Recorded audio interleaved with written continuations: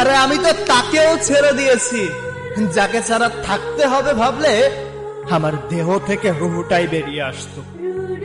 জীবনে যখন কেউ ছিল না তখন ভাবছিলাম জীবনে এমন কেউ আসুক আমার জীবনটাকে অন্যরকম সাজিয়ে দিয়ে রঙিন করে দিক।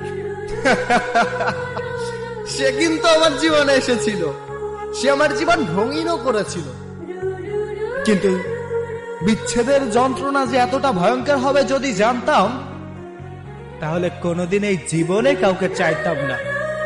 আমি সেই সব মানুষদেরকে একটা কথা বলতে চাই যে মানুষগুলো এখনো কোনো সম্পর্কে জড়ায় নাই। তুমি দেখেছো শুধু তাদের দুষ্টু মিষ্টি কথা আর ভালোবাসা, কিন্তু তুমি অনুভব করোনি বিচ্ছেদের যন্ত্রণা। বিচ্ছেদের যন্ত্রণা কেমন হয় যদি তুমি জানতে চাও তাহলে কারো প্রতি অসীম পরিমাণ মায়ায় জড়াও।